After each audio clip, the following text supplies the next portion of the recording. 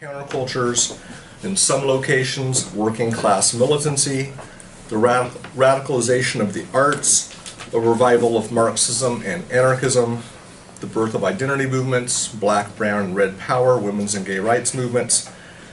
And this left-wing upsurge was marked by, to give only an incomplete list, an engagement with the problems of war and neo-colonialism, a fusion of neo-Marxist radicalism with forms and concepts drawn from popular culture, a new style of politics characterized by playful and ironic forms of direct action, radical egalitarianism and valorization of rank-and-file democracy, a focus on the democratization of cultural expression, a struggle over representation linked to a focus on media democracy, the breaking down of boundaries between formerly separate areas of concern, so between the public and the private, between art and politics, and in the broadest sense, an attempt within a global context to come to terms with outstanding local, national, historical issues. Now, two events of the year, 1968, are especially well known, one being the French May, the other being the Prague Spring. And the former was a spontaneous uprising of students in which a short-lived but powerful alliance with workers came close to bringing the French state to its knees. The latter was a movement of reform within the ruling Communist Party in Czechoslovakia that expanded beyond its originally modest aims into a radical democratic explosion that was only suppressed by Soviet force of arms. These events mounted a twofold challenge to the reigning orthodoxies of the Cold War, leaving an indelible mark on the radical imagination of the 1960s. They were significant in the first instance for offering ideas and slogans like all power to the imagination or socialism with a human face that pointed to the possibility of a radically different arrangement of daily life stretching across the Cold War divide. More broadly, they were significant as part of a globe-spanning rebellion stretching from Berkeley to Beijing, from Tokyo to Tunis, from Turin to Tashkent. So as we can see from this brief resume, 1968 is global in more ways than one. So how do we study an amorphous event of this type, one that left little lasting institutional signature, but nevertheless represents a key historical caesura? In this talk, I'm going to offer what I hope will be some avenues of analytic ingress into this event to demonstrate, as it were, some useful ways of cutting the analytic cake. So how have historians approached the problem of 1968?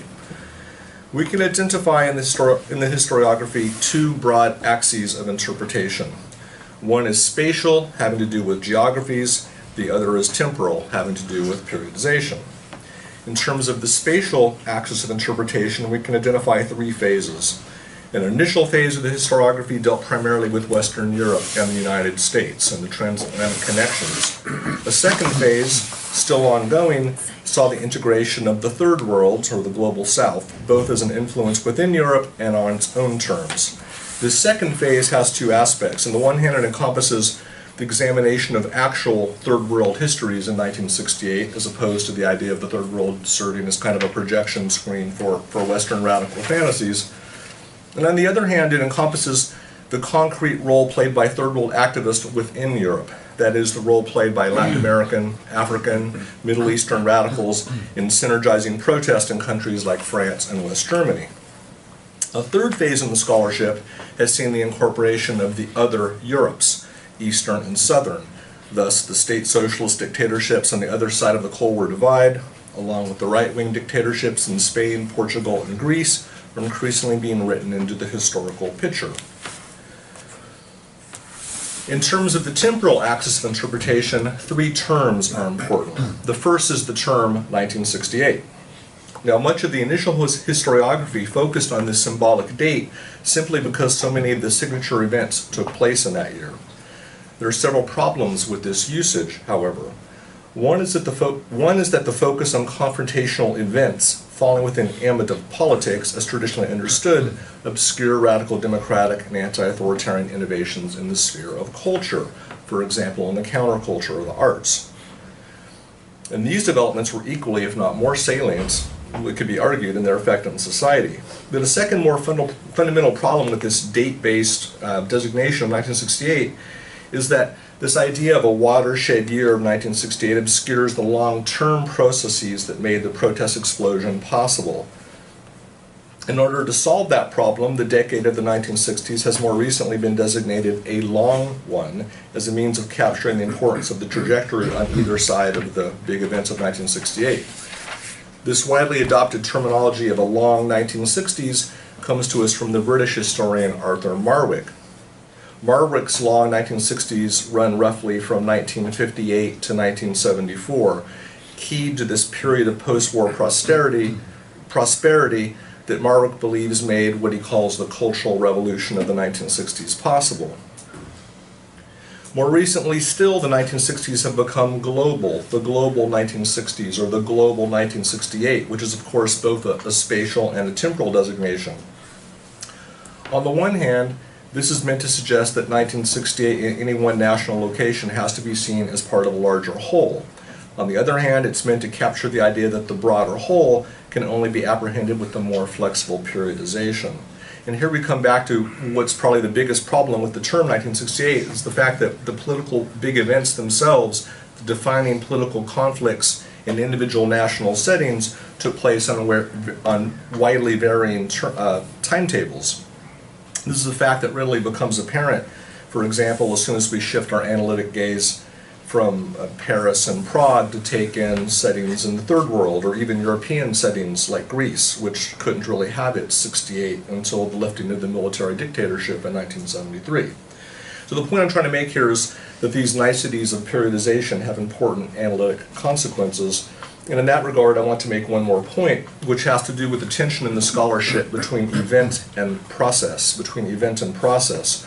So whereas the term 1968 focuses mostly on events, protests, street battles, massacres, the term long 1960s highlights process, long simmering cultural shifts. But there's a danger that a focus on process that brings culture into the picture, increased consumption, new lifeways, changing sexual mores, and so on, might cause us to lose sight of the politics of 1968. I would argue that the best scholarship emphasizes both event and process. It recognizes the importance of these broad cultural transformations taking place in the realms of lifestyle and consumption, but it doesn't attempt to separate popular culture from revolutionary politics around 1968. Instead, it stresses their essential indivisibility. So I've given you a brief peek into some of the issues that scholars have dealt with in thinking about 1968. How did its protagonist think about it? The radical imagination around 1968 was rooted in two broad assumptions. The first of these was that all struggles were connected. Movements around 1968 were the opposite of what are today referred as single-issue movements. Around 1968, every movement was a multi-issue movement, one that assumed that no single issue, for example, the problem of third world liberation, could be addressed in isolation from any other issue, reform in the university or sexual liberation, for example. The corollary was that all three worlds were connected, first, second, and third, that what happened in Europe or America was inseparable from what was happening behind the Iron Curtain or on the third world. And this brings me to the first of 10 theses on 1968 that are going to form the bulk of my talk today. So the two assumptions I've just mentioned, that all struggles were connected and all three worlds were connected, fueled a process to which I refer as the proliferation of the political, That is, the penetration of the political into all spheres, or put differently, the emergence of a belief that all spheres could or should be political, that was followed by a range of different attempts to put that belief into practice. Attempts to realize the political exploded the normal boundaries of the political. And that's why a key feature of 1968 is the essential inseparability of culture and politics. This synergistic relationship between culture and politics took place in several arenas. First, it lay in the fusion of political radicalism with youth rebellion.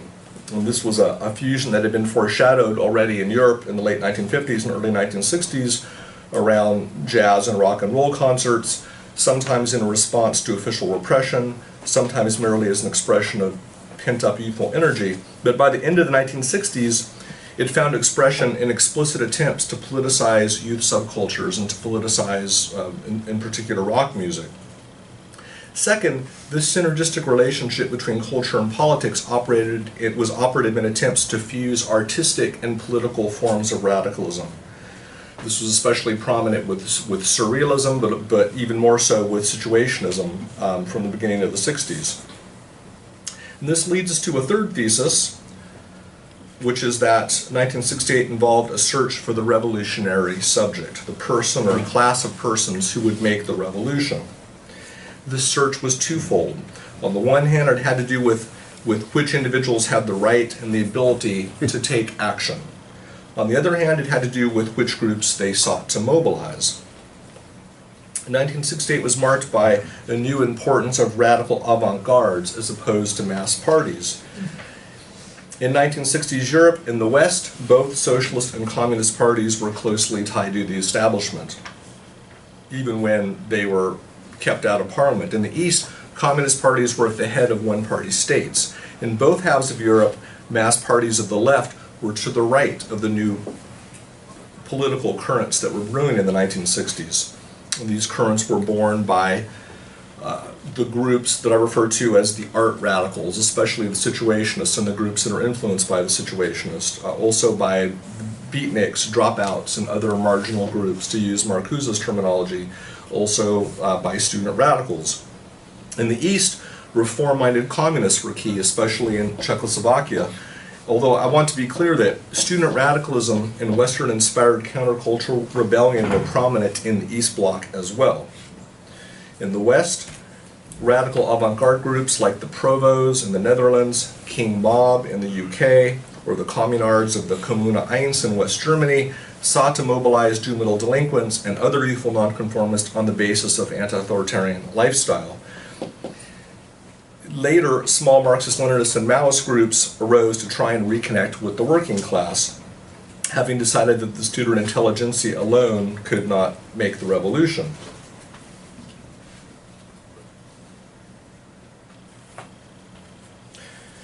In every case, the question of who could make the revolution was connected with the question of what intellectual source material they would use to make it.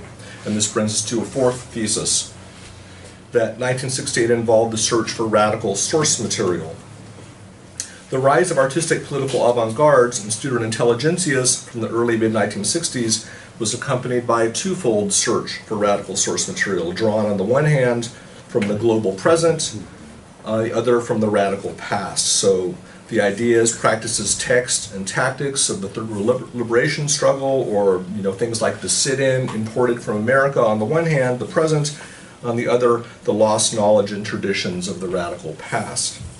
So I'll talk about the global present, their present, momentarily, but first I want to talk about the radical past. So for all the sense of rapid acceleration into the future, many of 1968's new concerns were not all that new. Activists on both sides of the Iron Curtain had to deal with what I refer to as the classical revolutionary dilemmas, the historical conundrums of radical thought and practice. Not just the question of the identity of the revolutionary subject, but the question of organizational forms, the question of the role of leadership, avant-gardes, the question of authority. Attempts to answer these questions involved reassessment of various left legacies. Activists who were searching for non-Stalinist alternatives sought sources of revolutionary thought and practice in great historical moments with insurrectionary potential, like the Russian Revolution of 1905, the Kronstadt Uprising of 1921, which was a left-wing rebellion against Bolshevism, experiments in worker self-management in the Spanish Revolution of 1936, or in the Hungarian Revolution of 1956. To invoke these historical reference points was to do more than pay respect to these revolutionary lost causes of the past. It was to insist on the utopian possibility in the present.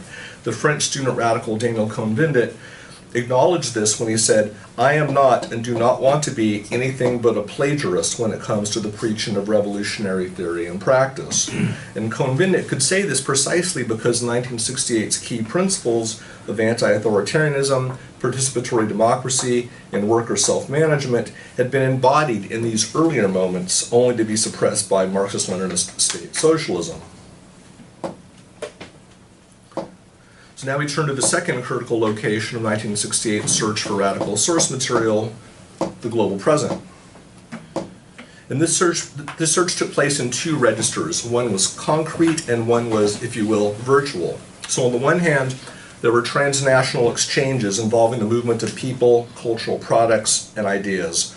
On the other hand, there were acts of the globalizing imagination, global imaginings, by which activists inserted themselves into various types of global imagined community, whether the Third World Liberation struggles, or the American counterculture, or the international New Left.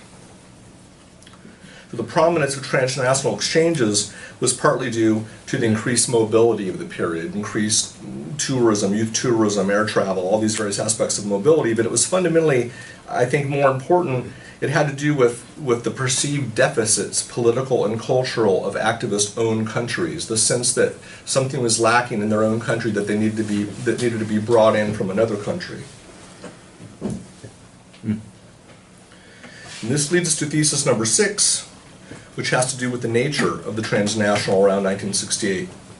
Transnational exchanges could be receptive, and here actually media studies and communication studies has a lot to teach historians in terms of the analysis of cultural reception, but in any case it could be receptive, involving the presence and influence of other foreign radicals from the Third World or from America, or the consumption of foreign text or music or other cultural products.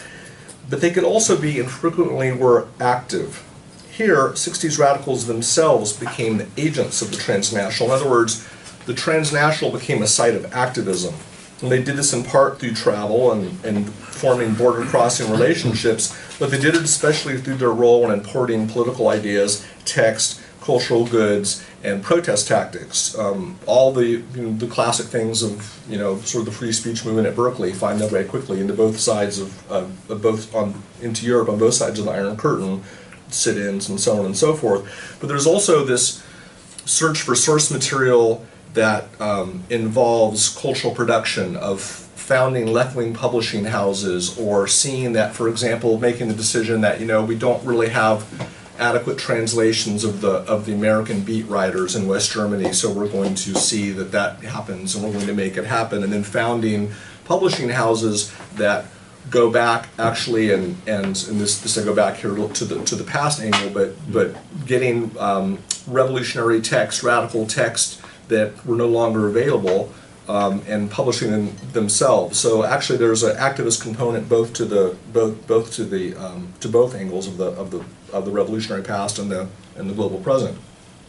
In any case, I use the term the active transnational to capture this process, and I think more generally that the active here serves as a metaphor for the initiatives of 1968 more broadly. For 1968 was characterized by attempts to reconstitute a left politics under new conditions of the Cold War, with new actors and new source materials. And this leads me to a 7th thesis, which holds that 1968 was about creativity and not protest. Obviously, this is a slight oversimplification, but what I mean by creativity here, I mean this very specifically to have to do with the primacy of cultural production around 1968. Certainly, protest was one means of contesting the claims and actions of authority, but an even more important one took place in the sphere of knowledge production. In attempts to create, for example, what the West German student radical Rudi Dutschke called an alternative public sphere that could contest the sources of meaning in society. So 1968 may have involved a politics of the streets, but more crucially it involved a politics of truth. And having made that point, which I regard as very important, I want to return to the issue of the transnational, because there's another important point to make about that, specifically about the relationship between the global and the local. Now, I've frequently written of 1968 in West Germany and elsewhere in terms of global-local intersections. And I've suggested that we might think about the relationship between the global and the local in terms of big and small 1968s. So the big 1968 would be the emancipatory complex made up of international youth culture and an associated set of anti-authoritarian political ideas. The small is the shape that this larger complex assumes in an individual national setting. And this raises the question of what role transnational exchanges can play in different sorts of states making up the global 1968. And here it's important to recognize that 1968 shape in any individual national setting was determined by the amount of political space available. The more totalizing the claims of a regime, the more it aimed at monopolizing public discourse and social organization, as in the Stalinist dictatorships of the East Bloc or various authoritarian capitalist regimes in Southern Europe or the Third World, the less space existed for initiative from below.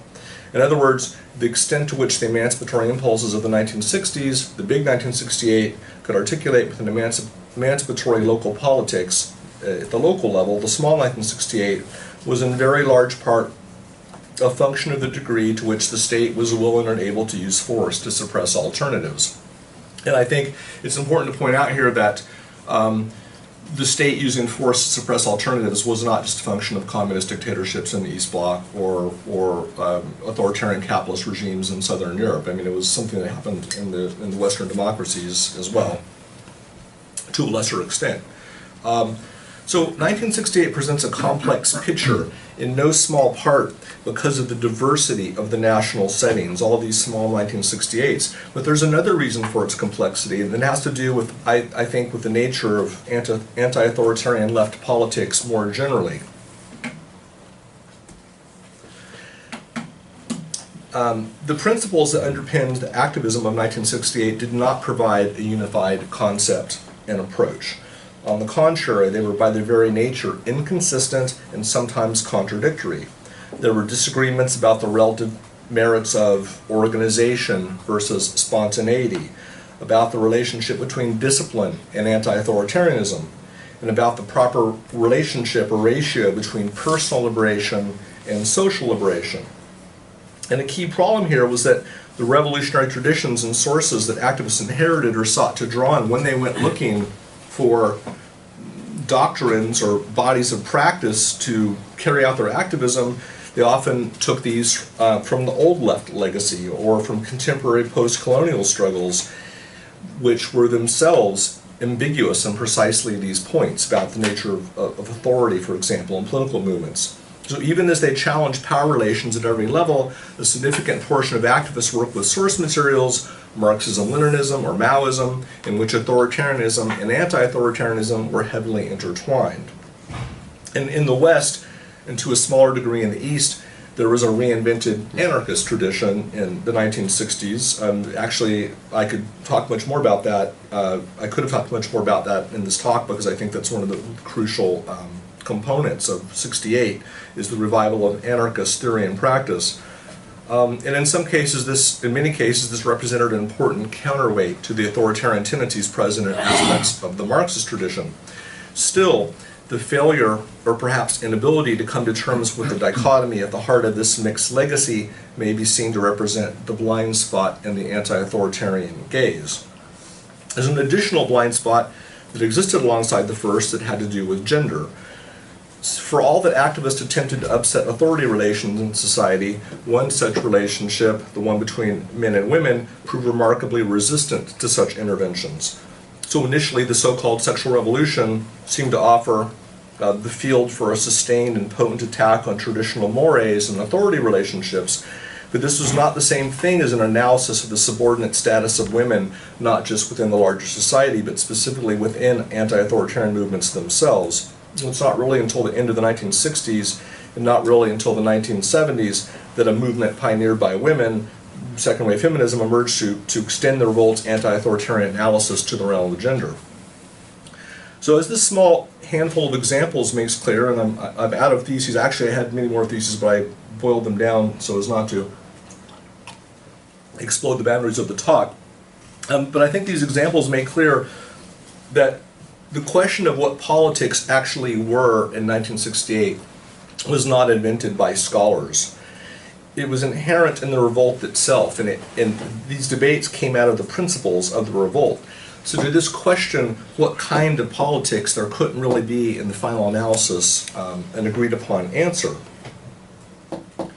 So from the foregoing, it should be clear that there is no unitary phenomenon known as 1968. Rather, what we refer to as 1968 was the proliferation of a generalized rebellion that acquired different ideological and organizational shapes in different locations, even while driven by universalizing urge. And there's a reason why scholars have used kind of metaphysical language to describe the 60s, like, George Katzifikas, who was a student of Marcuse, talks about eros, and people talk about imagination a lot, and all these sorts of terms, because it's difficult to understand what makes it a global event and a potent local event at the same time. And of course, the term is frequently used, like Gerhard Brennan Horn used the term. His book is called The Spirit of 68, right? So spirit, eros, imagination, and this is scholars struggling with the simultaneity and scope of these events, but looking at least looking concretely at transnational exchanges and the way people imagine themselves in the various forms of global community gives us something that's a little more empirical, right? But the point, I want to make a final point, is that there's this urge to rebel, however one wants to look at it, that seems to be spanning the world at this moment. And ideologies and action forms were secondary to this urge. It's almost like the urge was there, and then there had to be attempts, and of course there are local issues that it's rooted in, but the urge is there, the idea that it's a common project is there, and so 68 is about figuring out how to do it, right? Coming up with the correct ideology, coming up with the correct action forms to put this urge into practice. And that's why 68 is characterized by a search for the political, that is, for an understanding of how to be political within prevailing local and global context.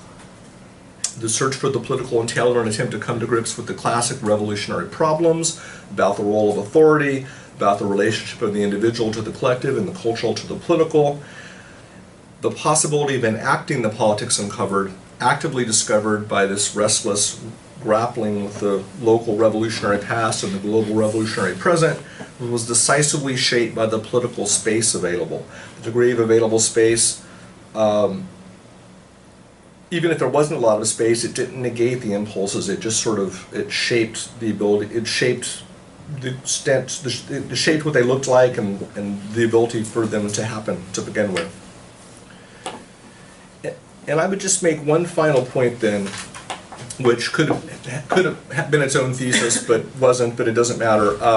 I think what puts a lot of these movements together, or allows us to speak of them as part of a unitary phenomenon, is the role played by cognitive dissonance, right?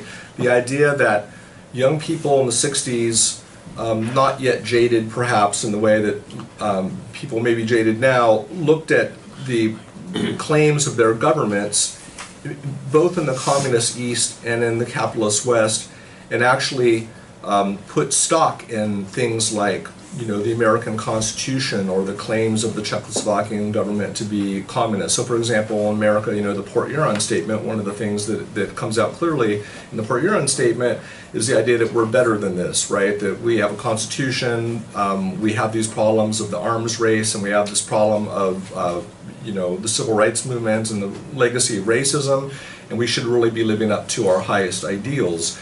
And you see a very similar phenomenon in Eastern Europe, in Poland, in Czechoslovakia, in Hungary, in Yugoslavia, of young students saying, we actually really believe in socialism, but we want a good socialism and not this debased socialism that we seem to have, right? So this cognitive dissonance really plays a role throughout all this, and I think is a very important feature of 68. And with that, I'll end, and thank you.